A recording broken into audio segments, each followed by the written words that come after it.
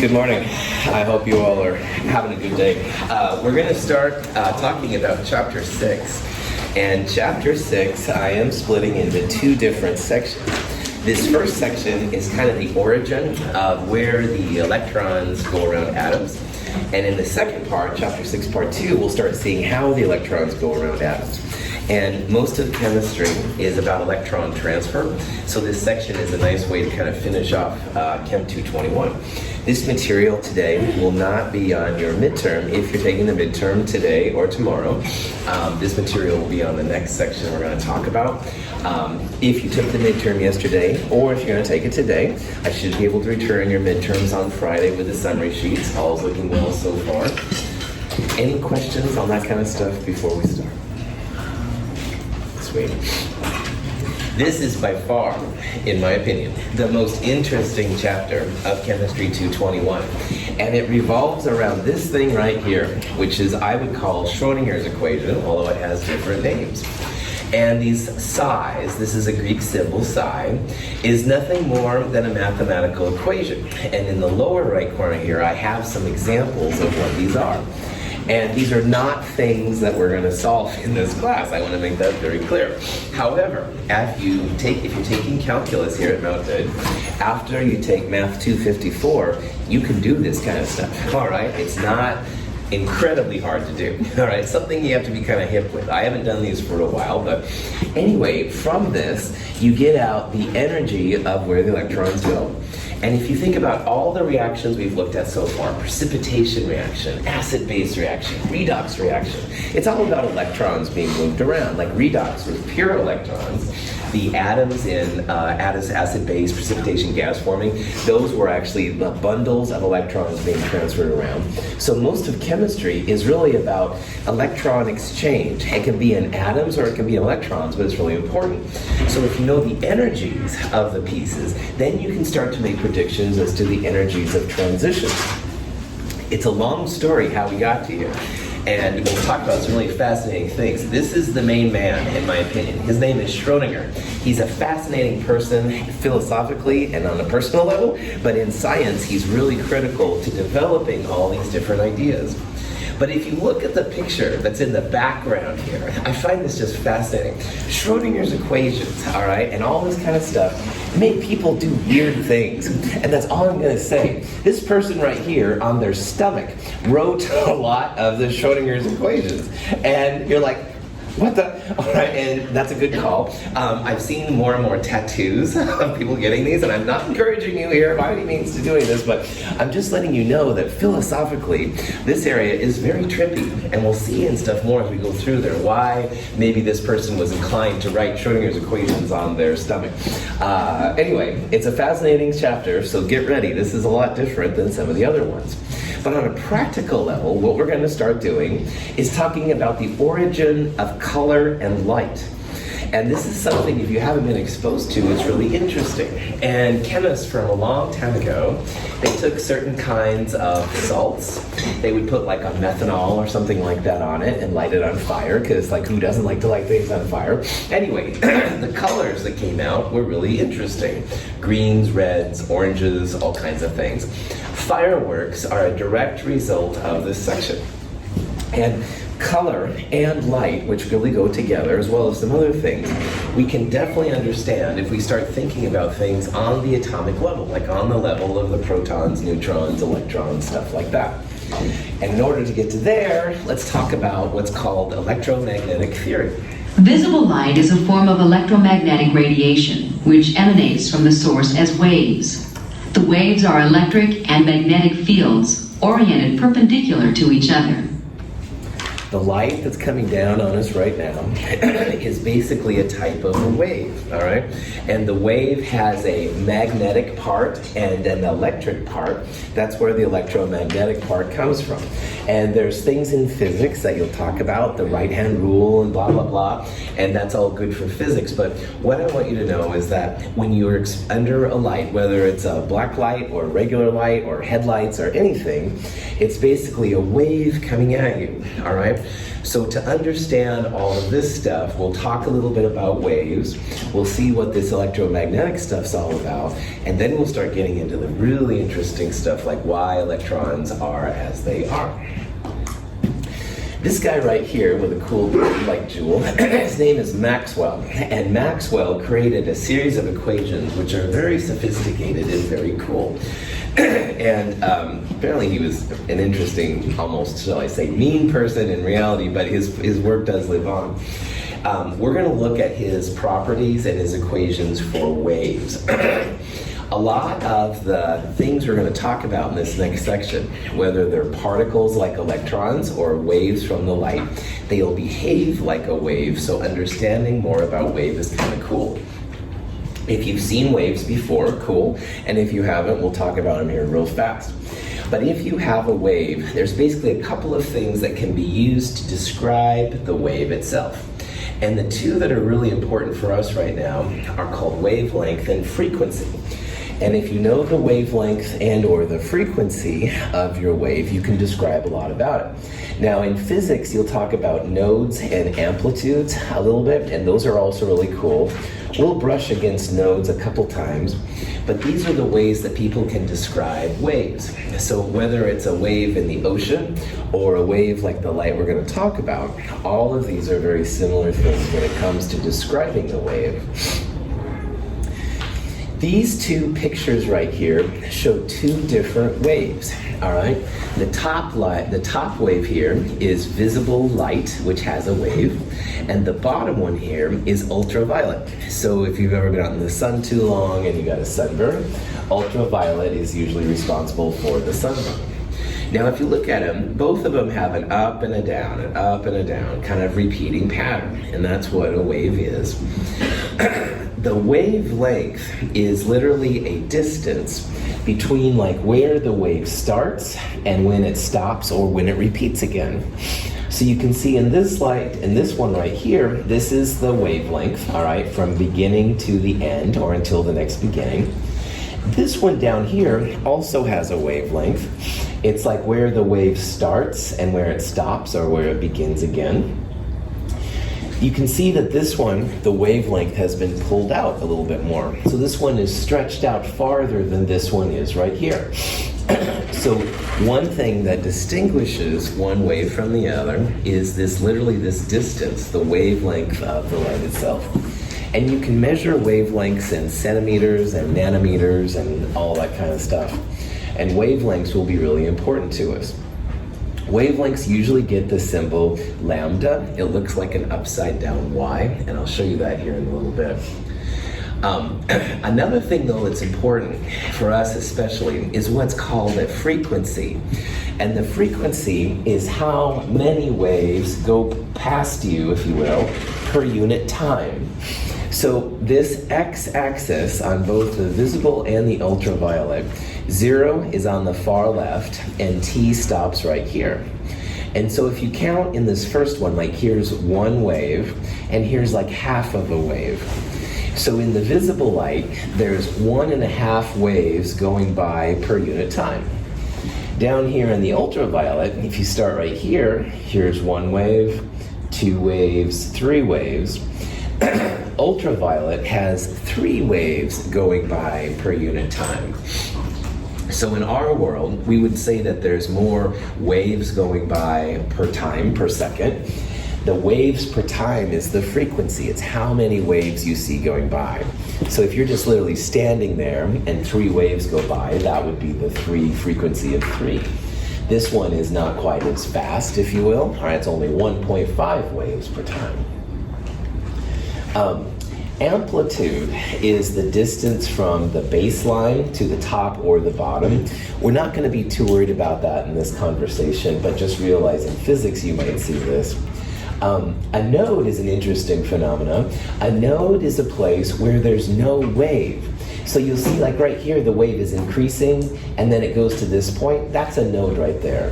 And then it begins to have this negative part down here and then it stops again. So every time the wave crosses the baseline, those are called nodes. And those are very important for the kind of things we're going to talk about, because it looks like at that point there's no wave, all right?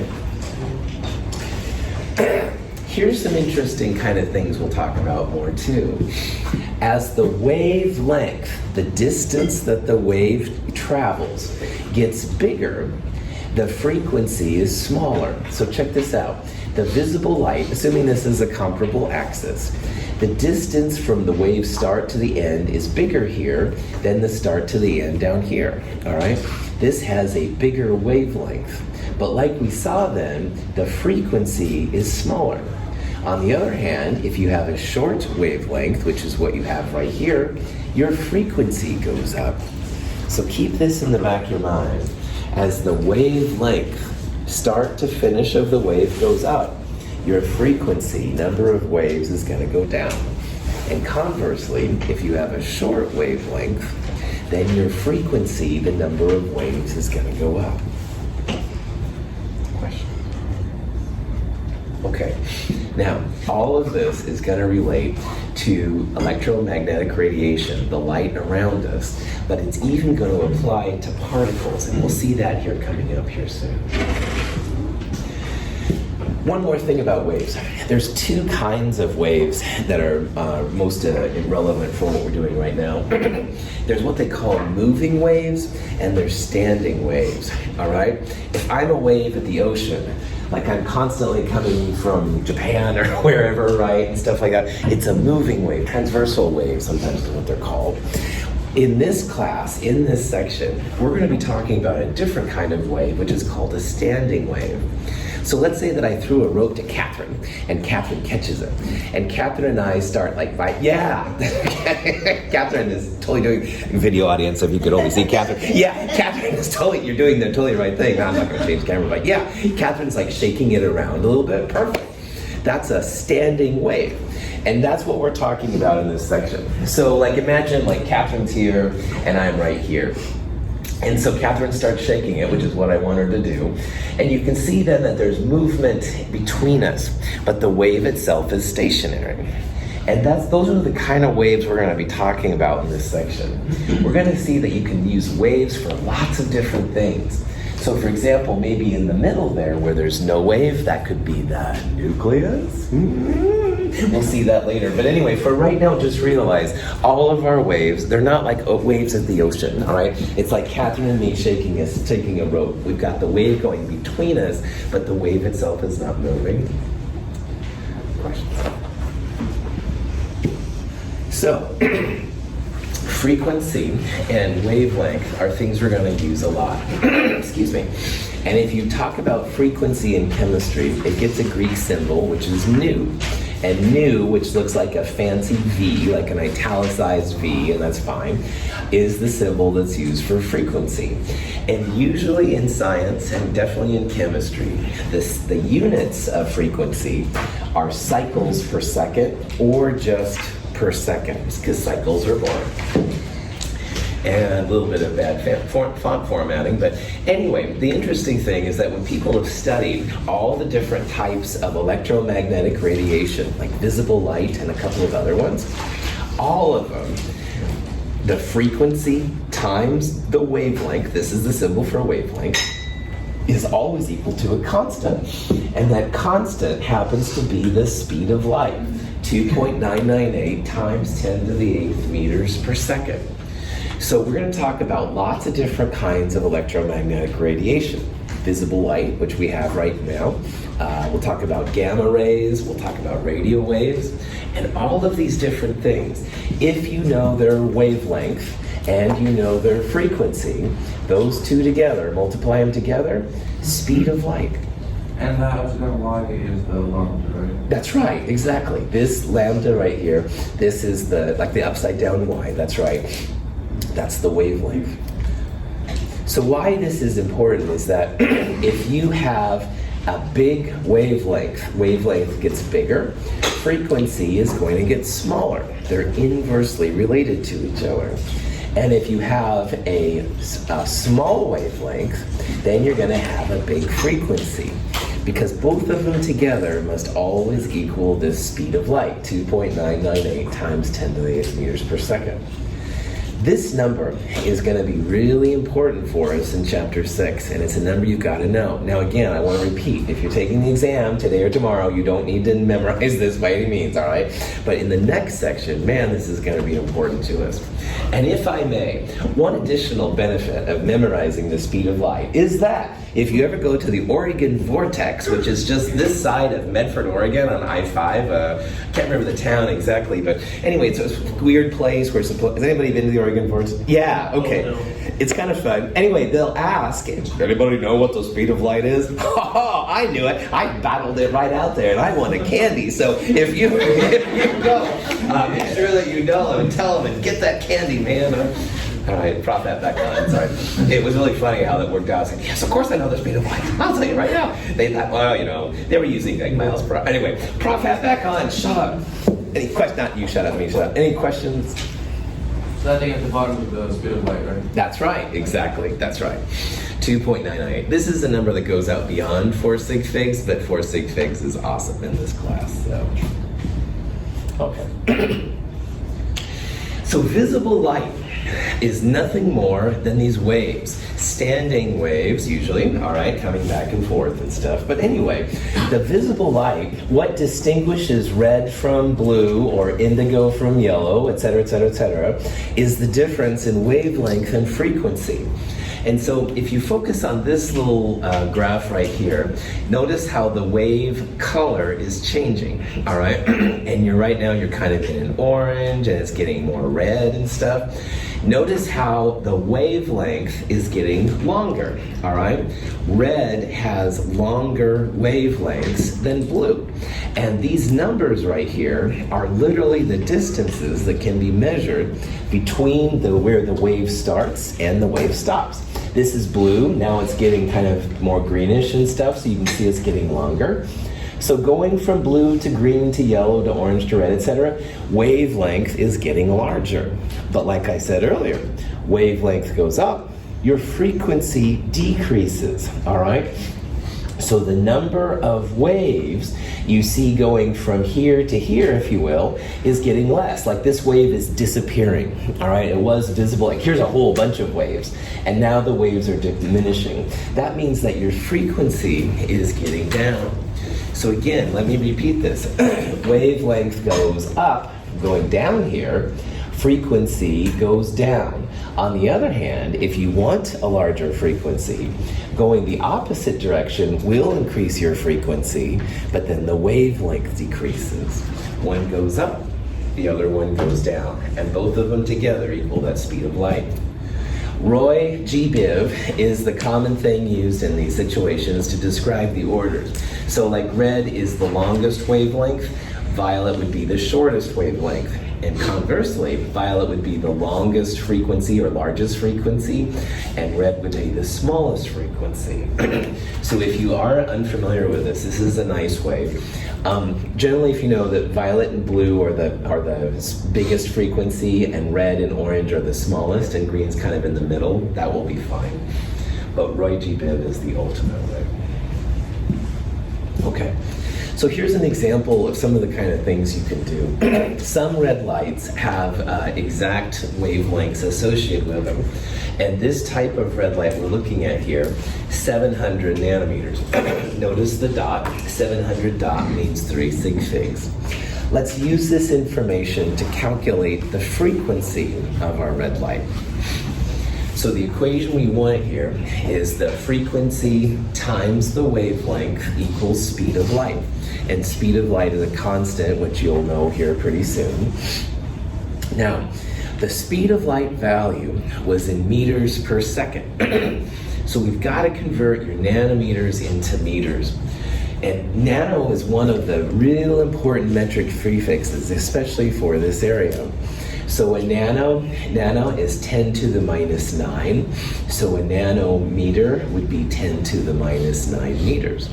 So if you convert 700 nanometers into meters, 7.00 times 10 to the minus 7th meters. Is this A big wavelength or a small wavelength? Small, yeah. We don't see like the waves coming down because they're so small. All right, our vision doesn't have the precision to see like these kind of things. However, with instruments and stuff, we can definitely see these, which is cool. Any questions on turning nanometers to meters? All right. Frequency is this kind of V thing, it's new. Frequency equals the speed of light divided by the wavelength. And the reason we're converting the nanometers into meters is because speed of light is usually expressed in meters per second. So 2.998 times 10 to the 8th, that's the speed of light in meters per second. We'll divide it here by meters. Meters per second divided by meters. The units look a little strange. Seconds minus 1, we'll talk about that in a little bit. But notice here the number 4.28 times 10 to the 14th is the frequency. And you can literally think about that as the number of waves traveling past you per second, all right? And that's a lot of waves, all right? So 1, 2, all right, all the way up to 10 to the 14th, all right? Pretty large number. Frequency, a lot of times, has inverse seconds as the units. So you'll see sec minus 1 or an s minus 1.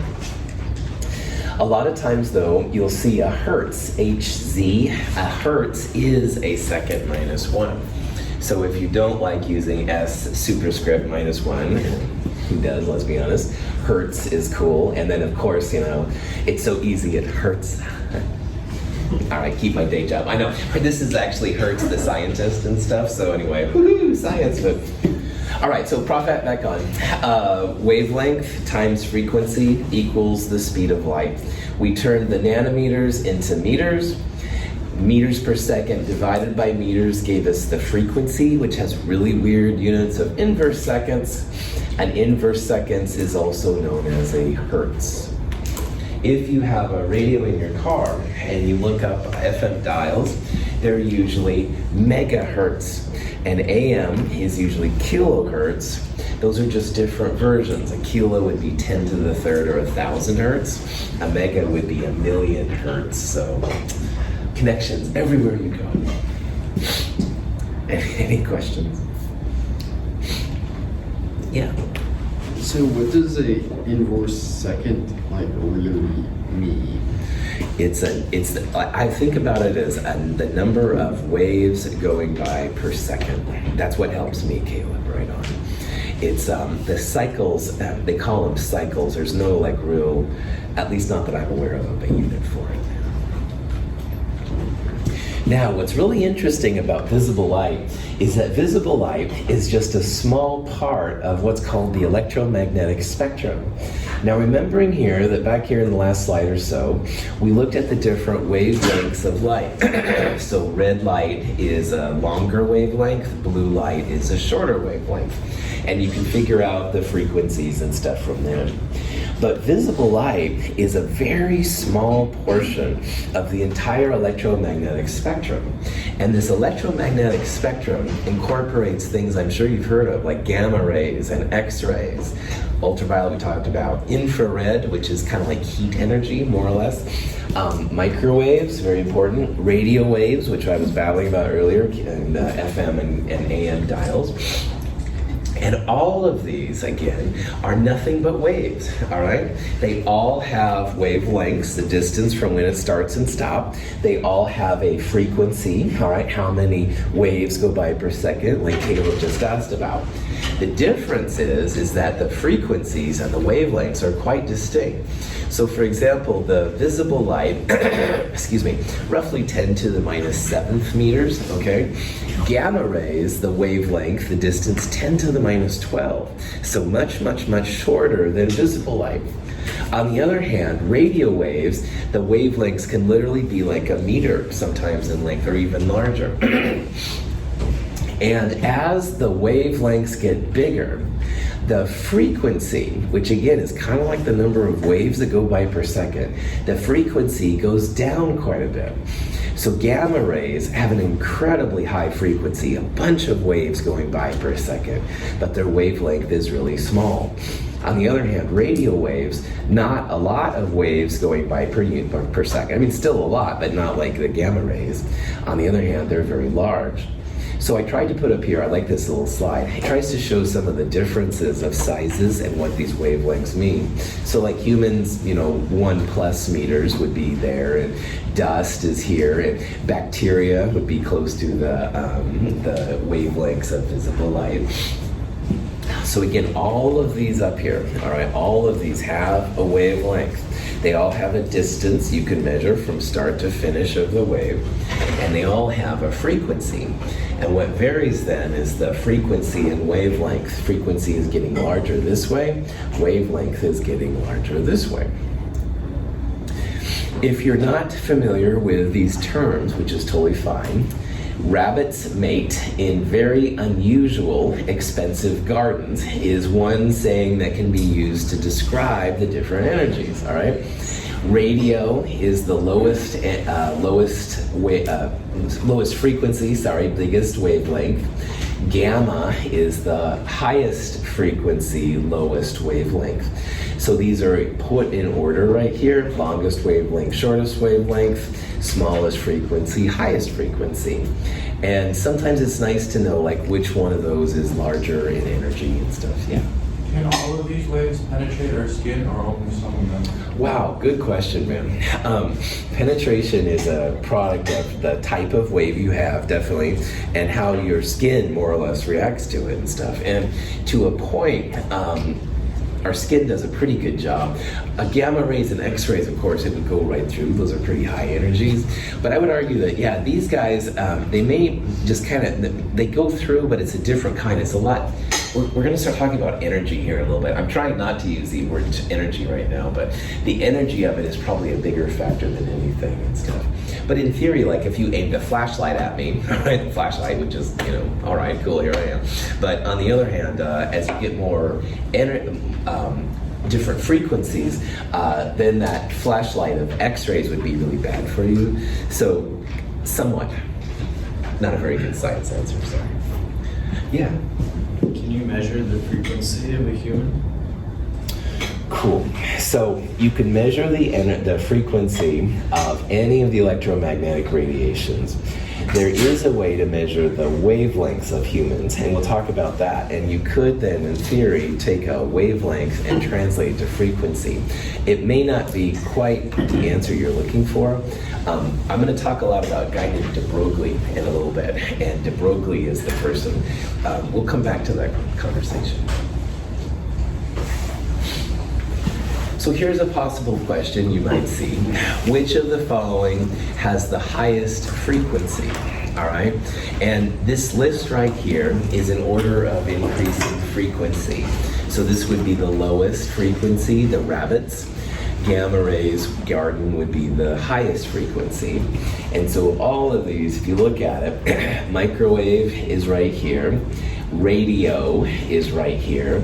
Radar, if you haven't known it, radar is actually an acronym. It's radio detection and recognition. But what you need to know is this is radio as well, all right?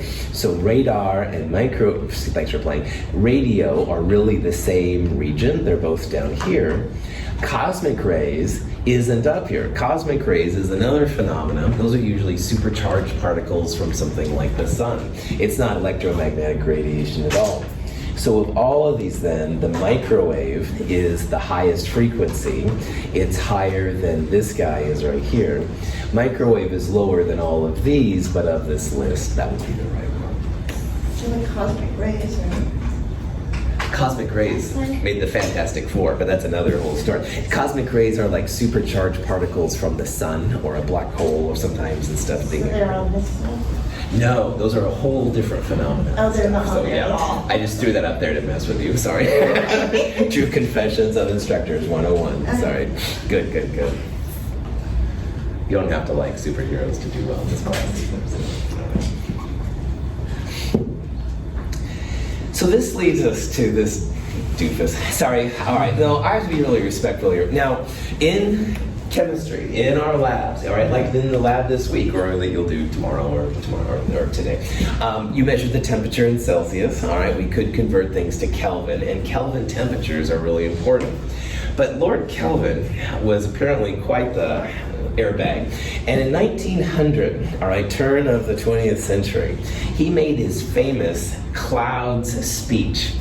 And in this and stuff, he stated that basically thermodynamics, which is what we studied in the last chapter, it's going to conquer everything else known in science. And it does just take a couple of years, and everything will be well understood. He did acknowledge that there were two clouds of knowledge which hadn't quite been perceived yet. They couldn't quite figure out what was going on. And to be fair, I mean, thermodynamics is really powerful. All right, you can measure heat released, how much energy it takes to make something happen, et cetera, et cetera. And Kelvin was, of course, a big part of that. That's why they named him after the Kelvin scale after him. The first cloud was what they called the failure of something called the Michelson-Morley experiment. And that's more of an experiment than we need to get into right now. But what I do want you to know is that once scientists figured out what was going on, this led to Einstein's special relativity. And that's huge, all right? This wasn't like a cloud of just something that could be explained by thermodynamics. This needed a whole nother theory. And in physics, you'll talk about special relativity, which is super cool for science. But here, the important one I want to talk about is the other cloud. There's something called black body radiation, and people hadn't quite figured out what was going on. And he says, oh, it'll just take a little time, we'll figure it out. Energy in equals energy out, blah, blah, blah. Fail. Quantum theory is the field that developed from the inability of thermodynamic properties to figure out what was going on. And quantum theory is huge. I can't underestimate enough how important it is. So I bring this up here because Kelvin is still one of the powerhouses of science. But he had no clue what was coming, all right? He had no idea. And people respected him, and you have to give him credit because he did a lot of cool things. But to say that these things are clouds yet to be discovered was very arrogant. He was discouraging people from going into science because he thought, oh, well, science has got it all wrapped up. And as you know now, that's ridiculous. There's so many things that have yet to be discovered, and they keep making discoveries since 1900. So I put this up here to remind everybody about modesty. Kelvin was feeling a little arrogant, I feel, at the time and stuff. And anyway, a lot of people really go off on Kelvin in this speech. So what we're going to do, this is a whole nother class. That's physics. We're not going to talk about that. But this part, black body radiation, was really the key to figuring out how electrons go around atoms. So we're going to talk about what black body radiation is. We'll figure out how they solved it and how it led to quantum theory. So in black body radiation, all right, if you light something up with energy, all right, the theory is that as you add more and more energy, then it should just keep going, and kind of go off. But these graphs right here, the blue, green, and red graphs, show a difference from what they expected, the black line, and what actually happened, all right? They found that the energy of light was very relative to the temperature, and there was like a maximum. And they called this the ultraviolet catastrophe, because instead of just going, all of them began to like drop off, and they really didn't understand. It was a catastrophe. We're seeing here classical physics. This is like Newton's work, thermodynamics and stuff, which is very powerful, versus something else happening that scientists didn't understand at the time. A metal bar, like all objects at room temperature, emits infrared radiation. When heated to a relatively low temperature, however, the emitted radiation is in the red portion of the visible spectrum. As temperature increases, more light of shorter wavelengths is emitted until the bar glows white hot. In general, the hotter an object, the shorter the wavelength of light it emits. As the bar cools down, its glow returns to red. What we're seeing here is a hole in the ideas of classical physics, all right? And classical physics is really important. It allowed the space shuttle to get in orbit. It allows the space station to be up there. But we're seeing that maybe there's something else going on, and that's what this led to. So question, so you said whatever, the red is like the one at the bottom. Yeah. And blue is at the top. Where is white and black? Cool. So white and white would be just like all of the different colors together. These are like pure versions and stuff. But if you had a white, it would be a mixture of all three of these together. These are like special light sources and stuff that isolate just one. Black would be probably an example of if you had like an infrared kind of thing, and they would also run into problems. So infrared would be out here and you wouldn't see any colors. Again, classically they expected these to just go off and off. You wouldn't expect to see anything else but maybe like a white light. But you do then see all kinds of different colors, and that started to trip them out. All right. So the guy that kind of figured out here what was going on, his name is Max Planck. And in Germany, one of the big universities, the Max Planck Institute, he was named after him. Max Planck is a powerhouse. He's like an Einstein or a Newton kind of person in physics. And in this example, he created this idea that, well, maybe objects can gain or lose energy in relative discrete amounts, which he called quanta, all right? And a quanta is just a way to see that there's like so much energy per so much of a thing. And a long story short is that when he figured this out, he came up with this equation right here, where he saw that the frequency, which is this new thing, the frequency was related to the energy of the quanta, and they're related by a constant, which is given the symbol h. And Planck's constant h is just as important for us to know as is the speed of light. Planck's constant, 6.626 times 10 to the minus 34, is a thing that relates the frequency to the energy. So earlier I said I was having a problem not using the term energy. Energy and frequency are definitely related, and most of my work as a scientist is about things that have energy. So we're seeing here how through Planck's work, frequency and energy were together. Now, this is what one of the Raleigh James, they tried to make this kind of thing, and that was failing. And this was the actual data. When you applied Planck's work, the values matched the theory like perfectly, all right? And so something here was up. But no one had ever thought that there was a relationship between the frequency of something and the energy. And that's the next part we're going to start looking at here. How come this V is different from the last frequency? Or Cool. is it technically supposed to be the same? It's supposed to be the same thing. Every font is a little bit different, maybe, yeah. A lot of times out here you'll see it just as a V. This is supposed to be a new, but as you can tell, it looks a lot different there. Good. Other questions? So, energy equals Planck's constant h times frequency, and this is that new thing like Avner just talked about. But remember that the speed of light equals frequency times wavelength. So what sometimes it'll be really helpful to us is we'll substitute in for nu c over lambda, all right? So if you do that, energy equals hc divided by lambda, the wavelength. And these relationships are really, really helpful. Earlier, we saw how as wavelength goes up, your frequency goes down, all right? Wavelength is in the bottom and energy is in the top.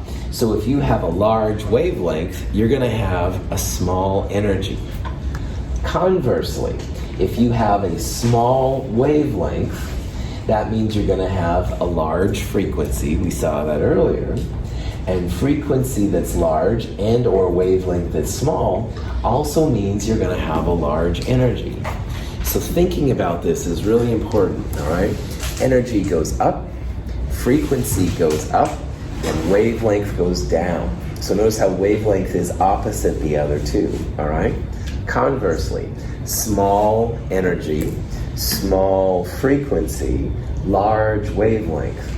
So wavelength is always the opposite kind of trend here when it comes to these things. This is the value of Planck's. What is the C again? C is the speed of light, 2.998 times 10 to the 8th. So, which of these would have the highest energy? Now look at these units, all right? Meters, nanometers, and hertz, all right? Which of these things right here is meters? Is that going to be a wavelength or a frequency? Wavelength, good. Wavelengths always have length, all right? What will the nanometers thing be? Wavelength, that's right. Nanometers are another type of a length, all right? So nanometers is another type of length. It's obviously a lot different than the meters, but yeah, it's going to be that. Hertz, what is that going to be? Frequency, all right? The hertz is like a second minus one stuff. So if you want the highest energy, all right, frequency is directly proportional to energy. So this times Planck's constant would give you that number. Wavelength is inversely proportional. And again, because C is in meters per second, I would convert the nanometers per second into energy and stuff. But anyway, if you do this out, the nanometers, this is a 47.1 times 10 to the minus 9, a very small number in the bottom. And small numbers, when you divide by them, make very, very large energies. These two would just be literally the same thing. So the smallest one here is going to be the largest frequency. To really nail this down, what you would do is you'd use the speed of light, 2.998 times 10 to the 8th, and Planck's constant, 6.626 times 10 to the minus 34. You could actually figure these numbers out specifically. But on the other hand, this in meters is very, very small. That'll make a large energy. Okay, Planck didn't like E equals H nu at all. He thought it was lame. He thought it was kind of cheesy science, and he actually fought against his own theory for a long time. But there was beginning to see some cracks in classical physics, and people couldn't quite understand. And the next one, as far as I'm concerned, came from Einstein. Einstein has done so much for science, all right? And special relativity, general relativity, et cetera, et cetera. However, the one thing that he got his Nobel Prize for was something called the photoelectric effect. And this is a really fascinating kind of phenomenon.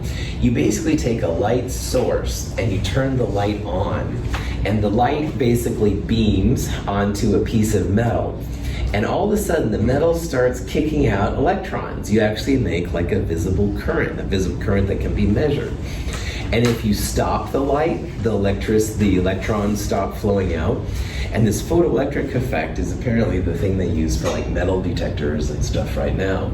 But photoelectric effect, again, is from... When yellow light shines on the metal surface, electrons are knocked out of the metal. As long as light of sufficient frequency shines on the metal, free electrons are produced and a current flows through the tube, as measured by an ammeter. The current stops flowing when the light is turned off. Now let's say that Alexander has a flashlight and he beams it at me. Whoopie-doo. All right, yeah, I'm in the spotlight. Oh, cool, do something for my ego. Really, no, I'm just joking. It's no big deal, right? It's just light, okay? This is weird to scientists because you're beaming light, all right, like a light bulb, and all of a sudden electrons start kicking out. And what comes to mind here is that maybe the light is doing more than just a wave. Like if you threw like a rock, all right, against that, you could imagine the rock would bam into the metal. Maybe electrons would go kicking off there, all right? Light is behaving more like a particle. Particles running into other things could make electrons kick out. It doesn't really make sense that the light itself would make the things happen. So it's a long story. Photoelectric effect is really interesting, but Einstein really nailed this one. And this is where he got the Nobel Prize. He didn't get the Nobel Prize for relativity and all these other cool things that he does, but the photoelectric effect is what he did. And this is really helpful when we start talking about the nature of electrons here coming up.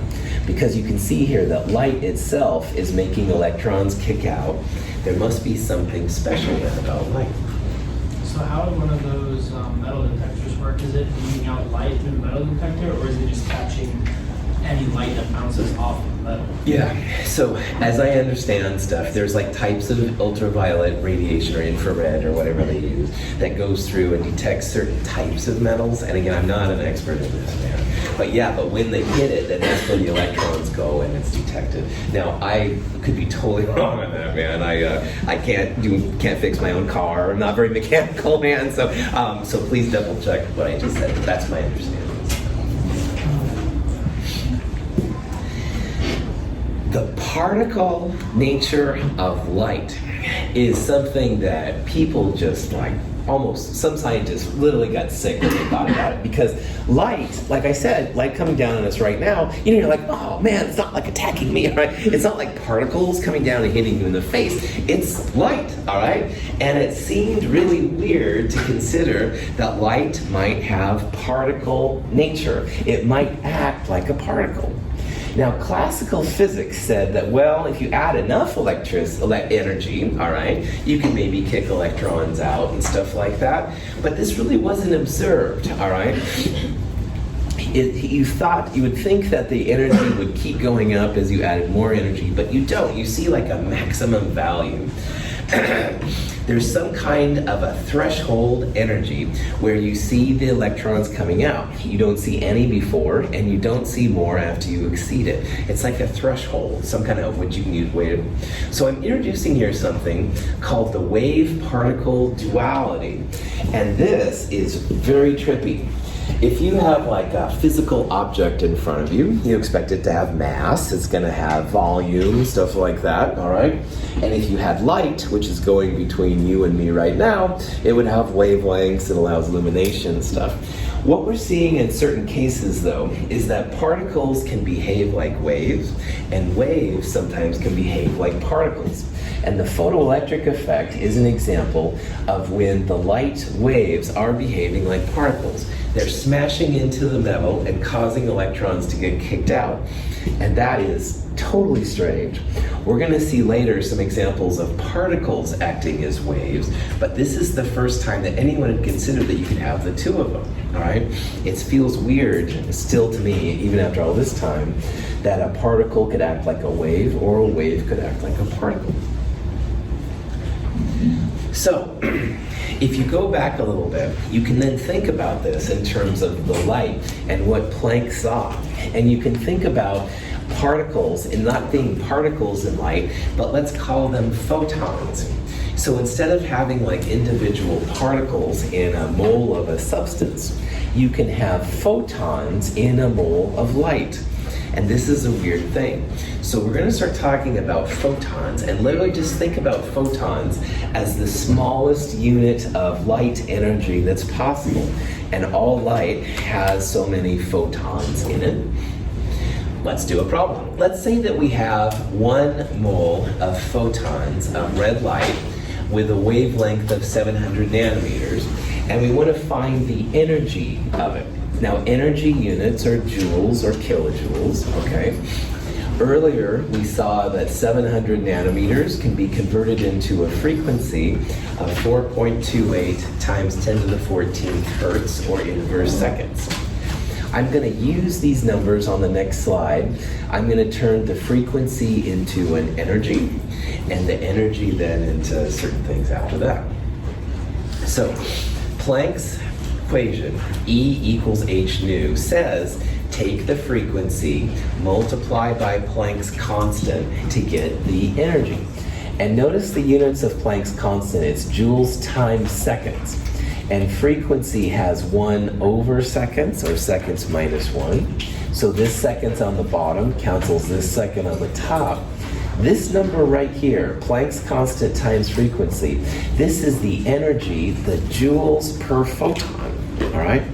And this is really, really small, all right? Individual photons of light don't have enough energy to do anything. Very, very small units.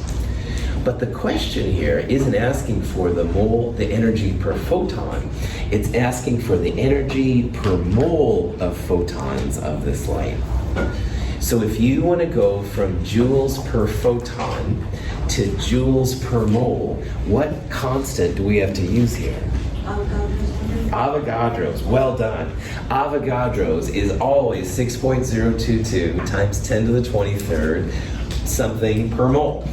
Before, it's been atoms per mole, molecules per mole, maybe ions per mole. This one is photons per mole.